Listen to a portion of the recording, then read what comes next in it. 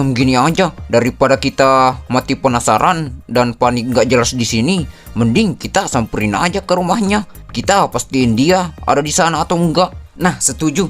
Kita samperin diam-diam, jangan rombongan. Nanti ada yang curiga. Biar Acil aja sama Santo yang kesana. Saya sama Kipli tetap di sini aja buat mantau situasi. Tapi kalau rumahnya kosong gimana? Ya, kalau kosong berarti kita emang harus siapin rencana darurat. Tapi untuk sekarang, kamu harus tetap tenang dan tetap masuk kerja. Jangan sampai Ucok lihat kamu ketakutan begini. Paham? Ya udah dah, oke. Saya coba tenangin diri. Ya udah, ayo kita cek rumah dia sekarang sebelum terlambat.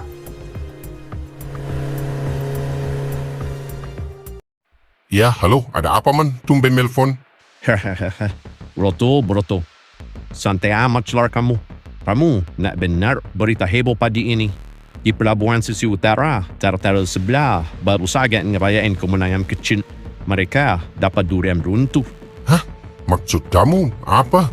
Jadi, info yang tadi pagi saya dapat, ada transaksi gede kemarin. Seseorang jual barang dengan kualitas grade A+. Jumlahnya persis stek barang kamu yang kabarnya nyasar itu. Dan barang itu dijual tunai 2,5 miliar. Pembelinya anak buah si Naga Merah.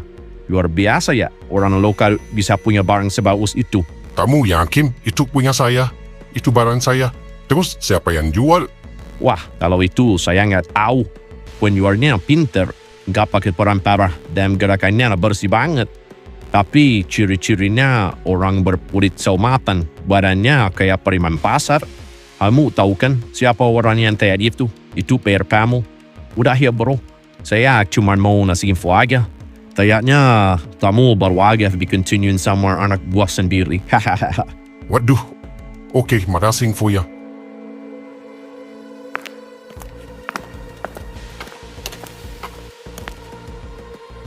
Mau kemana bos? Tumben keluar jam segini. Barusan saya dapat kabar dari rekan saya di Pelabuhan Utara. Kartun sebelah baru saja merayakan kemenangan. Mereka dapat pasukan barang besar dan speknya mirip sekali dengan milik kita yang hilang. Hah? Maksud bos, barang itu sudah terjual? Sepertinya begitu. Dan teman saya bilang penjualnya adalah seorang pria lokal kulit somatan. Perawakannya lumayan besar, seperti orang pasar. Transaksinya bersih tunai 2,5 miliar. Hah? 2,5 miliar? Wah gila, itu mirip banget dengan harga barang kita yang hilang. Cuman barang kita mahalan dikit sih. Nah, lihat kamu Cok. Apa saya bilang? Kamu terlalu terobsesi mencuri dari si Acil sampai kamu buta kalau dalangnya bukan bocah itu. Tapi bos, saya minta maaf. Tapi kalau bukan Acil, siapa orang makeup ini? Siapa yang berani menjual barang itu di belakang kita? Justru itu tujuan saya panggil kalian ke sini. Saya ingin tahu, pergi dengan ciri-ciri kulit saumatan dan badan besar itu, apakah ada dari anggota kita? Atau itu orang luar yang cuma kebetulan menemukan tas itu di jalan? Waduh, apakah ini hanya kebetulan atau emang ada hubungannya ya? Hah? Maksud kami gimana? Jangan muter-muter ngomongnya. Ngomong yang jelas. Jadi begini pak, pagi tadi Bang Jampang tidak masuk kerja. Absennya kosong tanpa keterangan. Dan seperti yang kita semua tahu, Bang Jampang itu kulitnya saumatang, badannya lumayan kekar karena dia kuli. Dan memang sering terlihat di area pasar dan dermaga. Hah? Si Jampang? Si kulit itu? Dia kan udah lama kerja di sini. Kok bisa mengkhianat? Sialan, si Jampang. Pantesan semalam dia tidak kelihatan pas saya pantau si Acim. Dia sengaja tidak masuk hari ini karena dia sudah pegang beli miliaran itu. Jadi salah satu anjing peliharaan saya sendiri yang mundi di penan saya. Vin, kamu yakin dia tidak ada kabar? Yakin bos. Tadi mandor saya juga sudah lapor ke saya. Bang Jampang hilang di telan bumi sejak tadi malam. Dia nggak pernah nongol. Udah Cok, lupakan Acik sebentar. Cari Jampang. Beli dari rumahnya, dermaga, atau manapun dia bisa mangkal. Kalau dia benar-benar menjual barang saya di tahu sebelah, oke. Dia akan lihat hasilnya. Oke, siap bos. Ayo, bantu saya. Cari dia.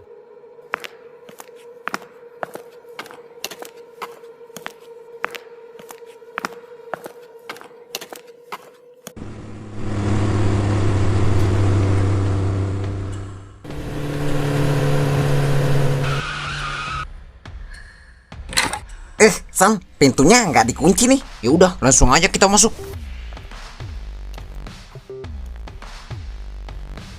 Ya udah, kita mencar ya. Oke, oke.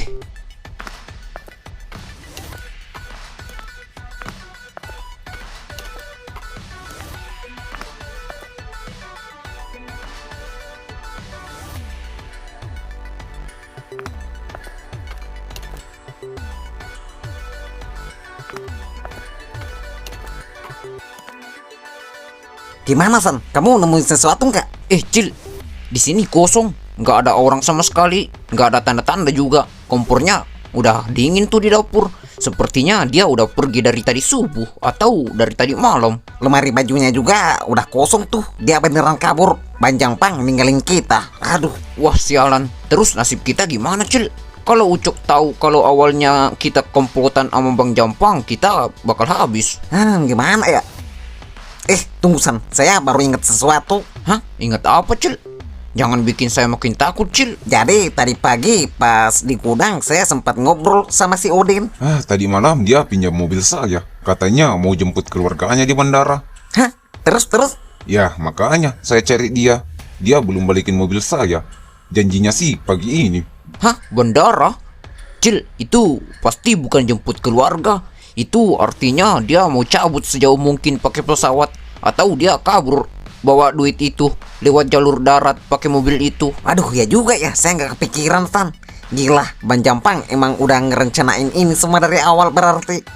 Sementara kita di sini, kita ditinggal buat hadapin kemarahan Pak Broto. Ya, jadi terus kita gimana sekarang? San, tenang dulu, dengerin saya, jangan panik dulu. Kalau Bang Jampang bilang mau jemput keluarga di bandara, dia pasti pakai mobil si Udin. Kita harus samperin si Udin sekarang di rumahnya. Lah, terus kalau kita ketemu si Udin, emang dia mau bantuin kita? Udin itu sayang banget sama mobilnya. Kita kasih tahu dia aja kalau mobilnya mungkin dibawa kabur sama Bang Jampang atau dipakai buat urusan berbahaya. Kita minta ciri-ciri mobilnya, atau lebih bagus lagi kita ajak si Udin buat ikut cari. Kalau Udin sama kita, Pak Broto juga nggak bakalan curiga kalau kita nyembunyiin sesuatu. Atau karena kita punya tujuan, kita punya alasan buat bantuin Udin cari mobilnya. Oke, masuk akal. Ciri-ciri mobil itu penting. Kalau kita tahu plat nomor atau ada stiker khusus, kita bisa lacak atau lihat di CCTV bandara. Tapi kita harus cepat sebelum Ucok dapat info yang sama. Yaudah, ayo